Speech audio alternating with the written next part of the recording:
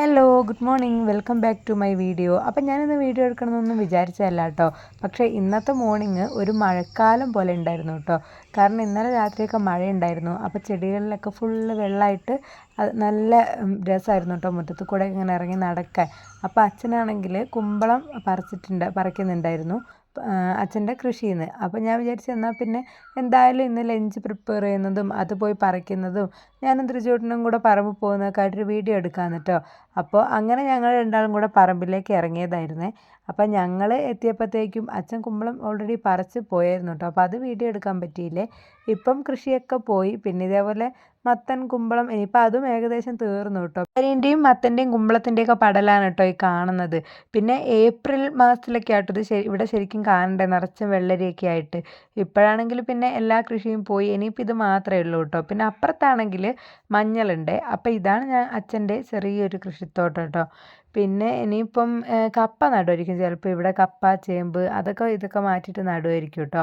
പിന്നെ ഞങ്ങൾക്കാണെങ്കിൽ ഈ പറമ്പിലേക്ക് ഇറങ്ങിയാൽ തന്നെ, അതിപ്പോൾ എൻ്റെ വീട്ടിൽ വയനാട്ടിലാണെങ്കിലും ഇവിടെയാണെങ്കിലും ഒക്കെ ഒന്ന് പറമ്പിലേക്ക് ഇറങ്ങിയാൽ തന്നെ കറി വെക്കാനും ഉപ്പേരി വെക്കാനും എല്ലാം കിട്ടും കേട്ടോ. നമുക്ക് പ്രത്യേകിച്ച് അങ്ങനെ പുറത്തുനിന്ന് വാങ്ങേണ്ട ആവശ്യമൊന്നുമില്ലേ. എന്നാലും പുറത്തുനിന്ന് വാങ്ങാറുണ്ട്. എന്നാലും ഒട്ടുമിക്ക സാധനങ്ങളും വീട്ടിൽ തന്നെ ഉണ്ടാവും കേട്ടോ. അതിപ്പം നമ്മൾ ഒരു വില്ലേജ് ജീവിക്കുന്ന എല്ലാവർക്കും അങ്ങനെ തന്നെ ആയിരിക്കും. ഞങ്ങൾ എന്തായാലും കുമ്പളമൊക്കെ എടുത്ത സ്ഥിതിക്ക് ഒന്നും കൂടെ ഒന്ന് പറമ്പിലേക്ക് പോയി നോക്കി. ഇപ്പോൾ കശുവണ്ടി കിട്ടി കേട്ടോ. കശുവണ്ടി കാണുമ്പോൾ എനിക്ക് ഭയങ്കര നൊസ്റ്റാൾജിക് ആയിട്ടുള്ള കുറേ ഓർമ്മകളൊക്കെ വരും. കാരണം എൻ്റെ വീട്ടിൻ്റെ മുകളിലോട്ട് ഫുള്ള് കശുവണ്ടിത്തോട്ടാണ്. അപ്പോൾ സ്കൂൾ അടച്ചു കഴിഞ്ഞാൽ പിന്നെ ഞങ്ങൾ ഫുൾ അവിടെ തന്നെ ആയിരിക്കും കേട്ടോ. ഫുൾ രാവിലെ തൊട്ട് വൈകുന്നേരം വരെ കശുവണ്ടി പെറുക്കൽ തന്നെയായിരിക്കും കേട്ടോ ഞങ്ങളെ പരിപാടി. അപ്പോൾ അതത്ര ഇഷ്ടമല്ലെങ്കിലും, കാരണം വേറൊന്നുമല്ല, ഫുള്ള് കൊതുകായിരിക്കും കേട്ടോ. അപ്പോൾ അതുകൊണ്ട് തന്നെ കശുവണ്ടി പെറുക്കുന്നത് അത്ര ഇഷ്ടമല്ലായിരുന്നു. എന്നാലും മഴക്കാലമൊക്കെ ആകുമ്പോഴേ നിറച്ചും ഈ ഒരു കശുവണ്ടി പൊടിക്കും കേട്ടോ. അപ്പോൾ അത് പൊടിക്കുമ്പം നമ്മൾ കറി വെക്കും. ഞാനും അച്ഛനും അമ്മയും അച്ഛമ്മയും അനിയത്തിയും ഞങ്ങളെല്ലാവരും കൂടെ പോയിട്ടായിരുന്നു കേട്ടോ പെറുക്കിയിട്ട് വരിക.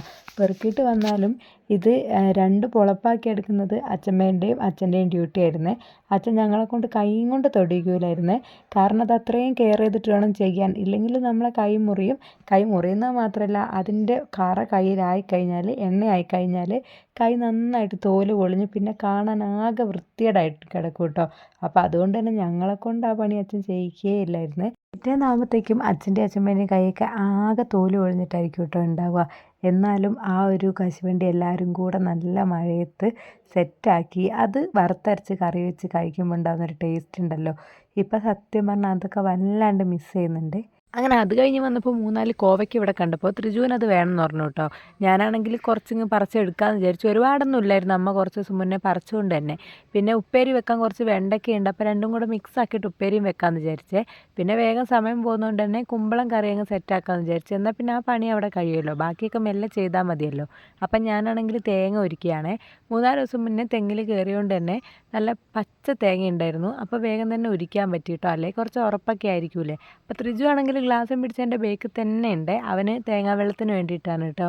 എന്ത് പണി ചെയ്യുമ്പോൾ ത്രിജു ഇപ്പം എൻ്റെ കൂടെ തന്നെ ഉള്ളതുകൊണ്ടൊരു രസമാണ് കേട്ടോ. അങ്ങനെ ഞാൻ ത്രിജുവിന് തേങ്ങാ വെള്ളമൊക്കെ കൊടുത്ത് അവനോട് കുറേ വിശേഷമൊക്കെ പറഞ്ഞേ. അത് അവനാണെങ്കിൽ പറയുന്നത് അവൻ ഉരിച്ച് തരാമെന്നൊക്കെ കേട്ടോ. തേങ്ങ നീ വലുതാകുമ്പോൾ ഉരിച്ച് തന്നാൽ മതി, ഇപ്പം ഞാൻ ഉരിച്ചോളാം എന്നൊക്കെ പറഞ്ഞ് തൽക്കാലം അവൻ്റെ അടുത്ത് തടി ഊരിയിട്ടുണ്ട് കേട്ടോ. പിന്നെ തേങ്ങ നന്നായിട്ട് ചിരവി അരച്ചെടുക്കുന്നുണ്ട്. കുറച്ചധികം വേണം, കാരണം മോര് കറിയാണ് വെക്കുന്നത്.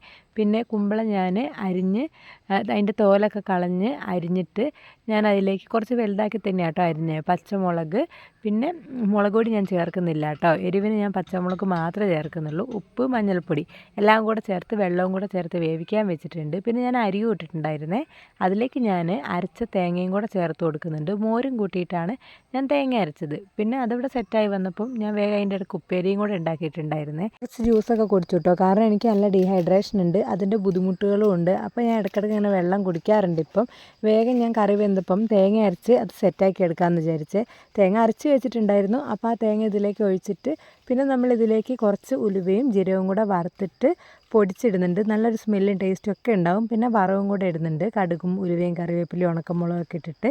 അപ്പോൾ അതൊക്കെ ചെയ്തതിന് ശേഷം ഞാൻ കുറച്ച് മീനുണ്ടായിരുന്നു കേട്ടോ. അപ്പോൾ അത് പൊരിച്ചെടുക്കാമെന്ന് വിചാരിച്ച് മീനും കൂടെ പൊരിച്ചിട്ട് ഇവിടെ മൊത്തം ക്ലീനാക്കി ഇനി വലിയൊരു പണിയുണ്ട്.